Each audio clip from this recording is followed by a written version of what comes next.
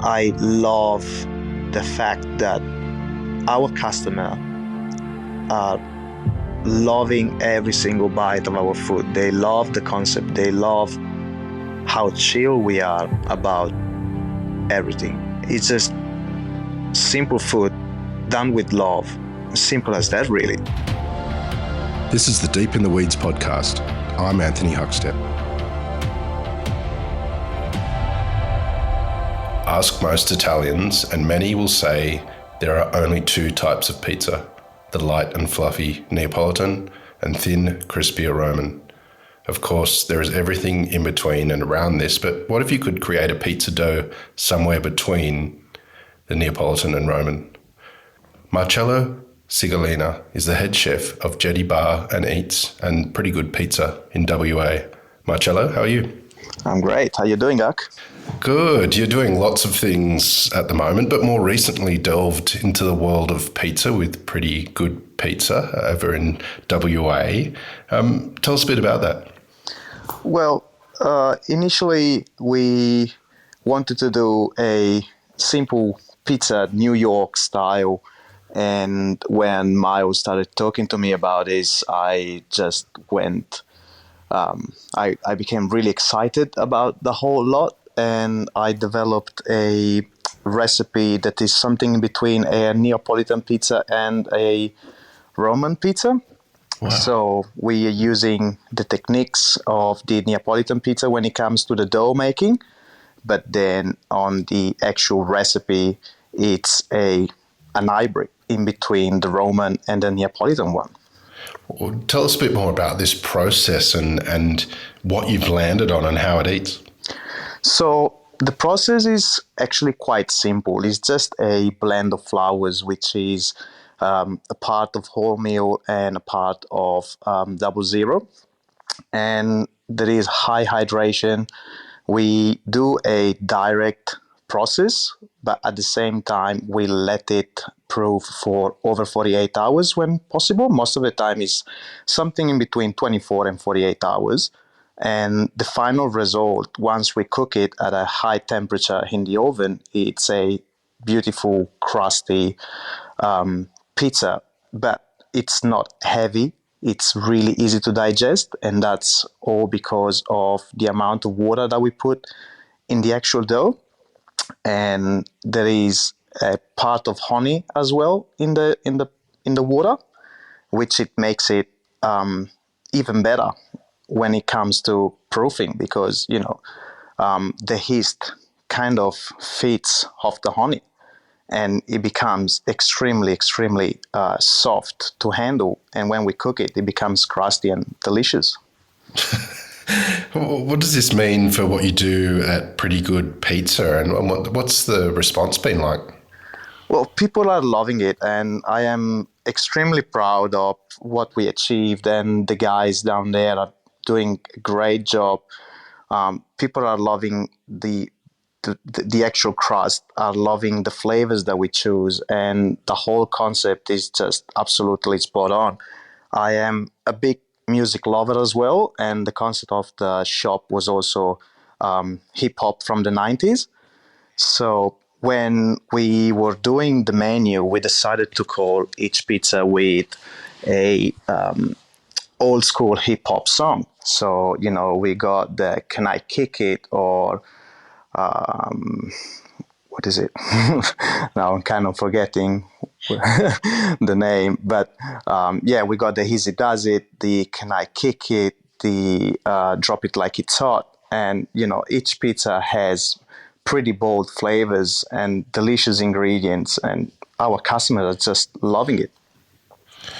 You've had a pretty amazing chefing career, which we'll get into and explore what you're doing at Jetty Bar. But have you had a sort of rich baking dough sort of pizza experience through your career? Yes, sort of. So when I was 18 years old, just fresh off the school, I kind of decided to take a little break from the actual kitchens, and I spent just a bit over a year in a traditional bakery in the area where I grew up, which was an extremely intense job. 6 days a week, about 12 hours a day, which it wasn't actually during the day, it was during the night. So starting time was always around 10:30 p.m., finishing around, when I was lucky, maybe 2 p.m. the day after.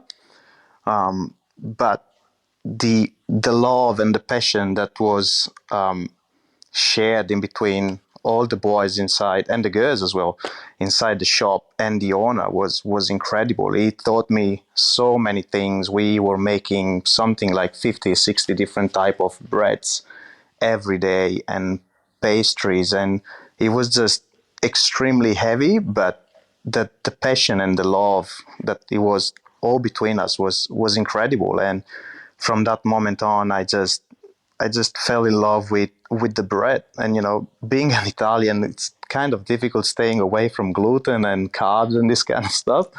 And day after day, I just try to keep the love and the passion for bread going. And yeah, mostly recently, since I moved to Australia, I kind of fell in love with pizzas, which is quite funny because I never really got into it when I was in Europe. And then, yeah, especially through the COVID period when I was in a lockdown with my wife, I've started playing around a lot on pizza doughs in my little kitchen oven. And then that led to me becoming absolutely obsessed with pizza. And I bought a professional oven, and whenever I have a chance, I just play around in my garden and I try to make the best pizzas I can, and kind of please the wife and the family that comes along and all the friends. So, yeah.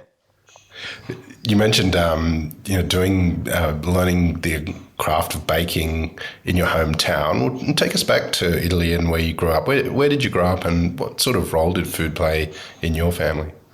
So I grew up in Medolla, which is a really small town about 30 minutes from Modena and 30 minutes from Bologna. Um, it's a really, how can I say, countryside kind of town. Only 5,000 people live in the actual town, and you have a 10-15 minutes drive to the next town, which probably has another 7,000 people living in it. So it's a really small area. Everyone is involved with farming or, producing products or ingredients that will be sent all over Italy or Europe, really. And my family, from my mother's side, they are farmers and winemakers. So from the really early stages of my life, I always been, around wine and pear orchards and cornfields and running behind chickens and rabbits and all of this kind of stuff. And from my father's side, the family, they were also involved in farming. In fact, we also used to produce a small amount of wine that was only for the family. And we used to have, actually, we still have chicken, rabbits, goats, pigs, several birds, and what else? Yeah, a little bit of whatever animal my grandmother could actually get into her little, not so little cage. She would get it and then raise it, make it a puppy, and then start try to make more puppies. And at the end, we're probably gonna share it on a table. But yeah, that's how we grew up, and it was incredible because as an Italian, we always take the opportunity to sit down on a table with as many members of the family anytime we can, and I grew up with that. So it's something that not everyone can experience, and I think since the early stages of my life, unconsciously, I was kind of brought into the hospitality world. So it's just something really precious, I believe. Are there any dishes or feasts from that period of time that you remember that you can share with us? Oh, 100%. There is something that I will never forget, and I kind of want to replicate as soon as possible, which is a kind of ragu. I would say it is something similar to a bolognese ragu. However, it is made out of the heart of the pig. And it's something that we could eat only once a year because through the festive season around the Christmas period in Italy, old school families has the tradition of butchering a pig, probably more than a pig, and then making cured meats and whatever you can actually get out of the pig, you would use it. And my family keeps going with this tradition. And back in the days when I was a little kid, we used to butcher probably 3 to 5 pigs every winter, and we used to make prosciuttos, salamis, and anything that you can think of out of a pig. And my grandmother was taking the offals, the heart, and whatever you can think of that you can't make an actual salami out of it. And she was bringing it into the kitchen, and she was making the most delicious things that I could ever think of. And one of the things is this heart ragu, which is yet so simple but so flavorful, and you don't get the actual iron flavor out of it. If we want to be so technical, it's just absolutely delicious, and I would never forget the flavor of that. And I can't wait to have the opportunity to actually making it and put it on a menu one of these days. Tell us about the start of your career as a chef. So this is actually quite funny because I I was expecting to become sort of a farmer at some point because I kind of love the feeling of being in the field and being in touch with nature all day long. So when I was 13 years old, I started helping my grandfather in the pear orchard, and it turned out to be an extremely heavy job. And I was young and I wanted to have fun, and I thought, nah, that's not for me. I ended up in going to a restaurant in my town as a waiter, which didn't end up well. I got fired after probably 10 days. But funny enough, the sister of the owner of this restaurant also used to own a different restaurant in the same town. And they gave me the opportunity to go there for a trial in the kitchen. And as soon as I got into the kitchen, I was amazed by the overall thing. It just was impressive. As I remember, as soon as I walked in, the husband of the owner was working on a butcher block, and he was breaking down a pig. And on the other side, the head chef was just cooking massive pots of sauces and breaking down fishes. And on the other side, there was another guy not breaking out, but cleaning tons of vegetables. And they just throw me in. And from day one, they were like, all right, Marcello, now it's your time to clean the squid. And I started with cleaning the squid, and the day after was sea bass, and the day after was clams and mussels. And slowly, day after day, I started taking charge of a little sort of like fish section in that restaurant. And the passion grew a lot, and I decided to enroll for a cooking school about an hour drive from where I lived. And it was a kind of a niche school at that time because there was only a few of cooking school all around Europe where you could actually live into the school. You needed to do a test to get into it. So there was only 250 guys and girls that could actually enroll into the school on a 3 year period. And what they were doing in this school is literally teaching you from A to Z every single thing that is hospital. So the first 2 years you study a little bit of everything from front of house, back of house, and whatever is involved in working in a hotel or a bakery or anything that you can really think of. And then the third year, it's your choice what you want to really specialize in. and I chose the kitchen. And from that moment on, they literally teach you anything from breaking down whole animals and cooking fish, really old and technical recipes, and they teach you how to work in actual restaurant, because the whole institute have to feed everyone. So, you wake up at 6 a.m. in the morning, you are in the kitchen at 7 a.m., you cook breakfast for 200 people, and then straight after the breakfast, you start preparing for lunch. And so on. You prepare lunch, and then you have a little break in the afternoon, you prepare dinner, you clean down the kitchen, and then you go back to sleep. And then it keeps going on for a whole year.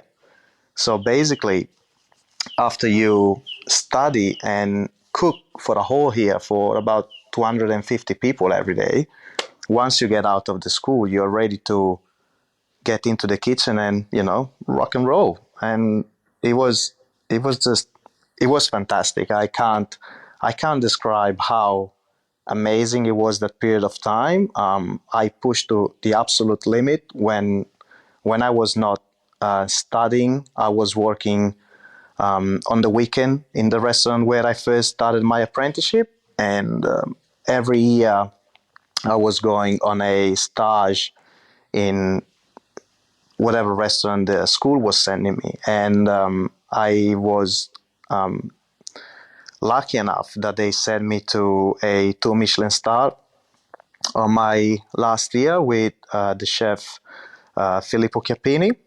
And it was a restaurant in Piacenza, and incredible techniques. So much pressure on me. I believe I was probably 17 years old.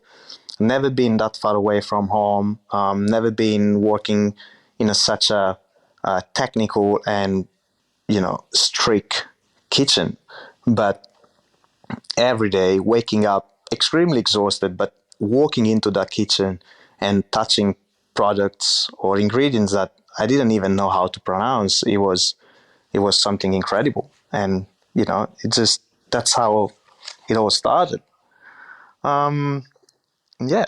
So after the school, I was not sure what to do, and I asked the school if I could actually repeat the third year but get specialized in pastry. And that's where I realized, okay, wait a sec, I'm kind of addicted to what's to what's going on in here.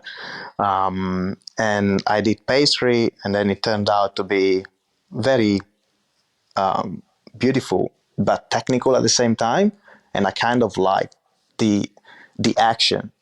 When you're a pastry chef, you make amazing dishes, but at the same time you have to be extremely precise. And I was a little bit rough. I was young. I love the big flames in the kitchen, and joking around and being not as composed as you're supposed to. So yeah, after the pastry experience, I qualified, and that's where I decided to go and work in a bakery just to learn something more. After the bakery, is there any sort of people or moments that really helped shape your career during your time in Italy? Well, one of my mentor was probably Claudio, which was the husband of the owner of the restaurant where I started my apprenticeship. He really it it really shaped the way that I approached anything into the kitchen. He made me understand the respect that you have to give to a animal when you are butchering it, or the importance of treating a fish or anything that comes from the water in the right way. He used to be a hunter, and he really understood how important was the fact of being local and sustainable and not wasting and trying to use every single part of anything, even when it used to come down to vegetables. So he definitely shaped me a lot. But yeah, he was probably the most influential person. Sorry, uh, when I used to be in Italy, and the chef as well, Chiappini, in the two Michelin star restaurant, he really made me feel that I was doing the right thing. I was really young, and I was always really afraid of doing the wrong things. And you know, when you're still that young, you don't really know how to move around, and you make a lot of mistakes. Sometimes you feel like giving up, or you feel like this is not the right thing. But the chef Chiappini really saw something in me, and every day was giving me an opportunity to learn something, or do something extra in the kitchen. So yeah. How did you end up in Australia? Well, I after the bakery, I was burnt out. I was working for already 5 6 years, non stop every day, not enjoying the teenager life and going out with my mates. And I decided to take a break, and I went to work in a factory for probably just over 2 years. Something completely different than hospitality, but I just needed a break. I needed to leave my life and see what all my mates were doing, but I did not enjoy working in the factory. I decided to move to London, and when I was in London, I spent about 3.5 years in there, working like a donkey, and again, loving every single minute of it. But then as well, London became too much because I was constantly pushing, pushing, pushing. I took a break, 6 month break, went back to Italy, knowing that the next thing would have been the big change. And Australia was kind of in my head. I didn't know where to go. I was like, should I go Melbourne? Should I go Sydney? Should I go Adelaide, Perth? What should I do? And I started researching a little bit. Melbourne and Sydney were really similar to London.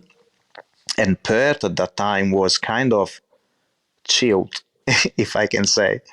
Um, Beautiful beaches, beautiful weather all the time. And there were only a few restaurants that they will really make an impact in the whole state. And I thought, all right, let's give it a go. Let's go to Perth. Let's let's push. Let's do it again. And at that time, I really wanted to work in fine dining. I really wanted to be someone at some point, and I thought Perth could have been a great stage. So that's why I actually came here. Where did you land, and what were the first couple of years like for you there? Well, when I first arrived, I worked in several places as a casual. I was looking for the right restaurant and the right opportunity, and obviously, coming from a different country, I needed a place that could lead to a sponsorship. So I had my eye on Bistro Guillaume here in Perth. I just love, since I was young, I just love the concept of French bistro. I love French cuisine. I've been playing around it with so long. I just wanted to cook French. I wanted to work for Guillaume, and I finally had the opportunity to land a casual shift at Bistro Guillaume on a really busy weekend. And I went there with the right mindset. I just tried to do my best. And at that time, the head chef, Dave Whiting, gave me the opportunity to stick around a little bit longer as a casual. And then Dave moved to Sydney, and moved back to Sydney, and Robert Murphy, which is the current head chef as well, took the lead of the kitchen, and he asked me if I wanted to stick around as a senior CDP, and with the opportunity of a sponsorship. And I was absolutely, I didn't even think about it. I said absolutely yes, like immediately yes. I want to do this. I love it. It was really, really heavy.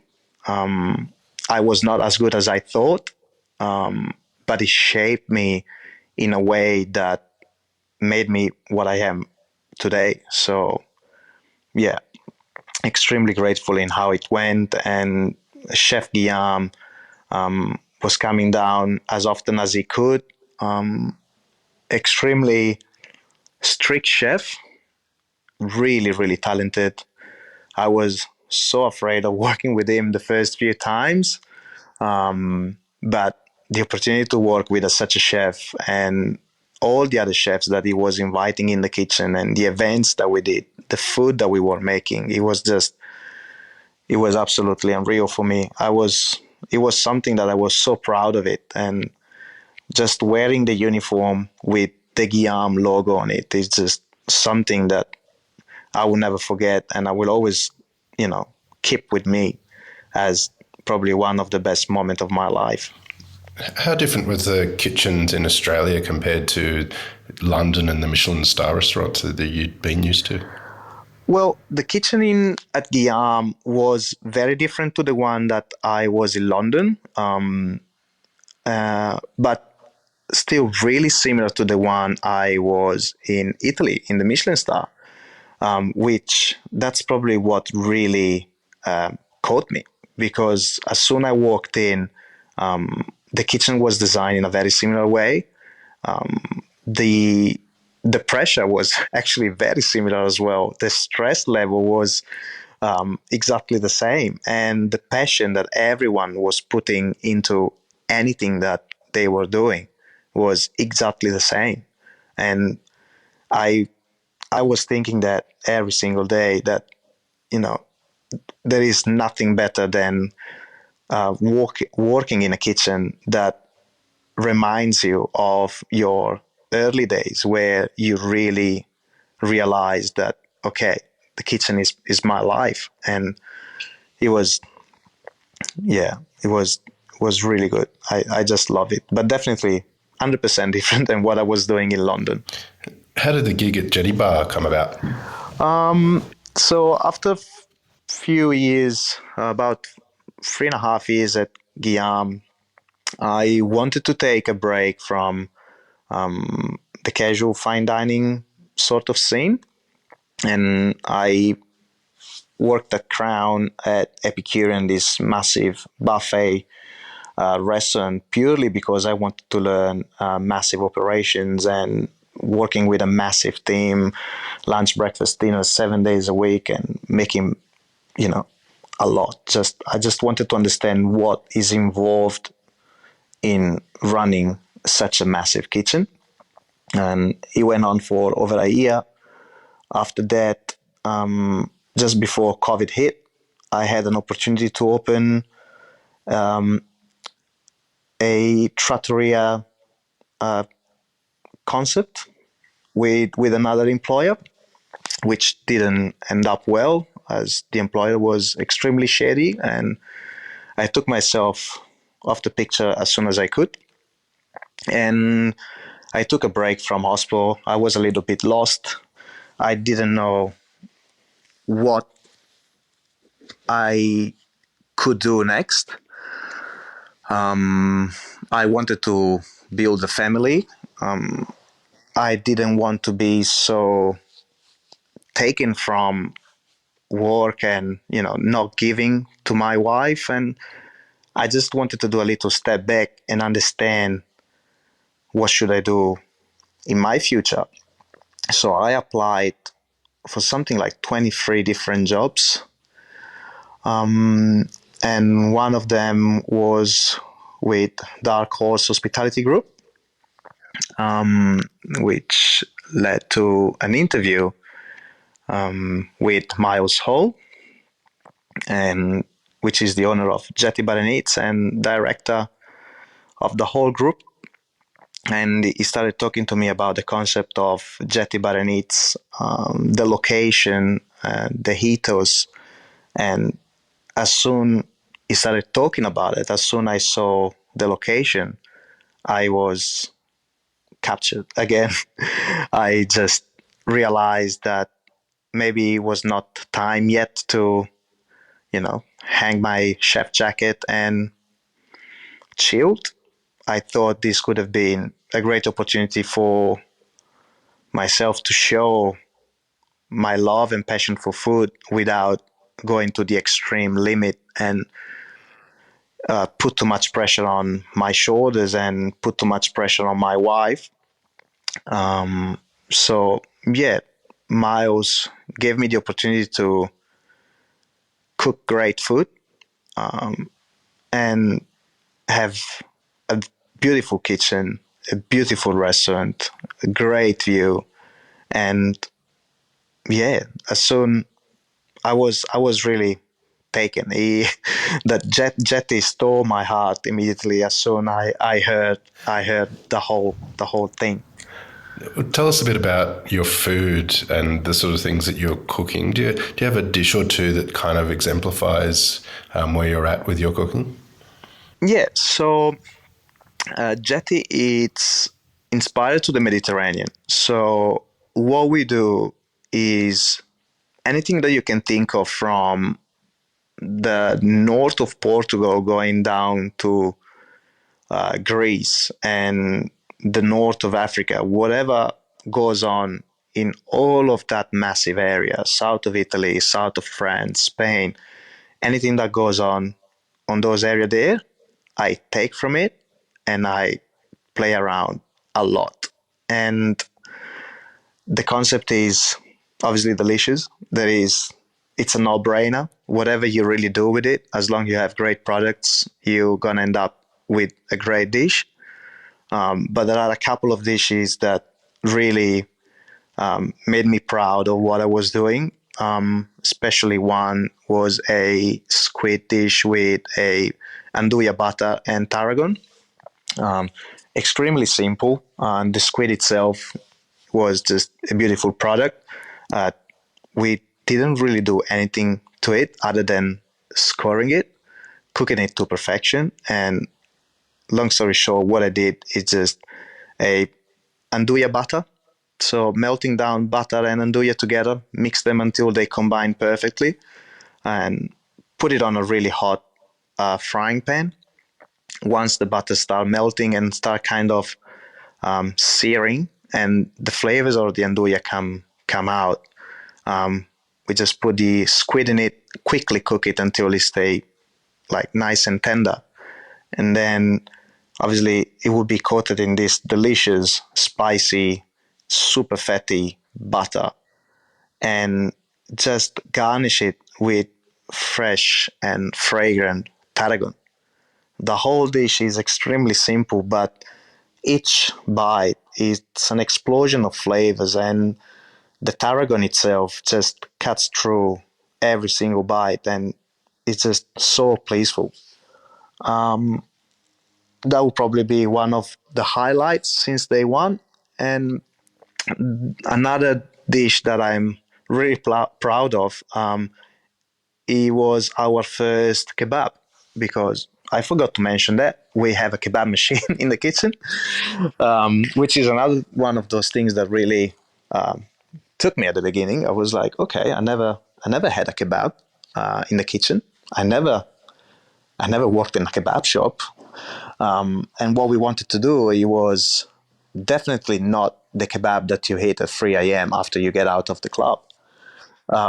So what I did, I took some really good chicken and I made a Spanish inspired kebab with strong notes of orange and smoked paprika from Spain and another dozen spices in it, marinated for 24 hours. And the result was super tender chicken kebab with really, really strong orange notes. And probably one of the best things that I ever done. I don't know how I pulled it off. It was just, one of those moments where you are in the back kitchen just playing around with spices and ingredients, and all of a sudden you realize you just made something out of this world. And that's probably something that I never thought I would have done.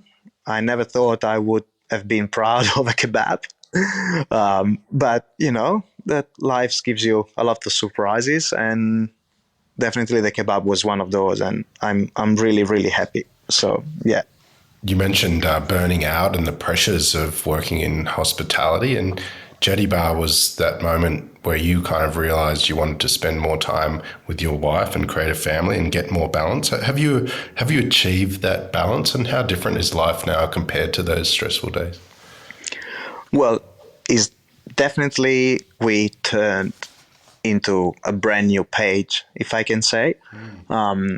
Miles and the group itself really focus on a good work-life balance, and that is one of the key points for me in working with them, because they give me the opportunity to play around a lot, and at the same time to stay with my family. So since we opened Jetty, and this is actually quite funny, my wife got pregnant. Literally few days after we opened, she told me that she was pregnant, and that made me understand that yes, I can work hard and I can achieve, but at the same time, I must pay attention to my surrounding and give extra attention to my family. So since day one, I kind of draw a line between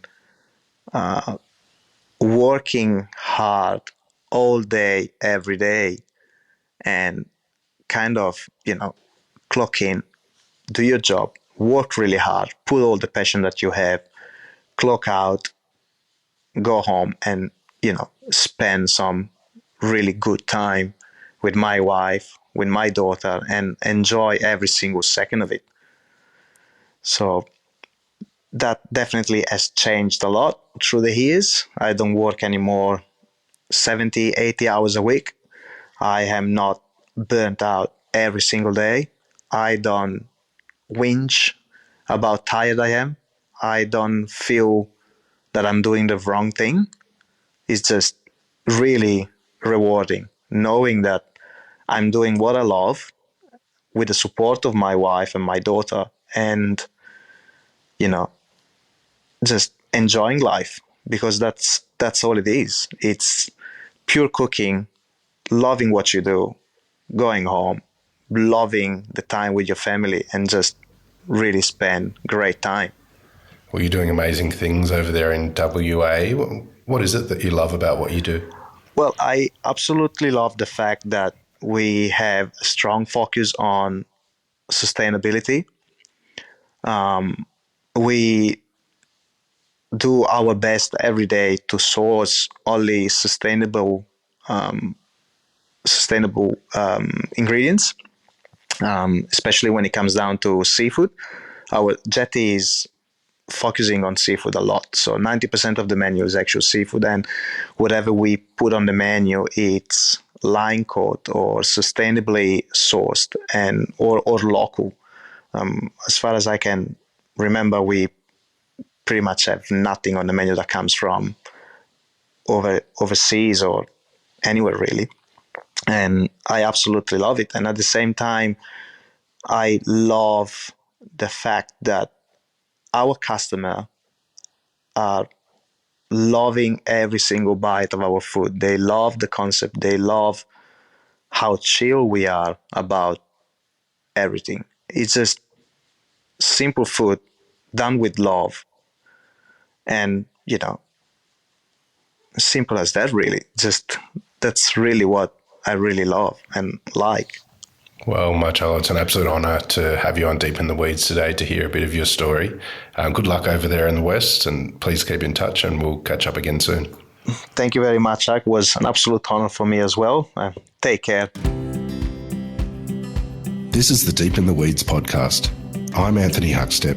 Stay tuned as we take a deep dive into the lives of the incredible people who ply their trade in the food and hospitality sector. Special thanks to executive producer Rob Locke for making this all happen. Follow us on Instagram at Deep in the Weeds Podcast, or email us at podcast@deepintheweeds.com.au. Stay safe and be well.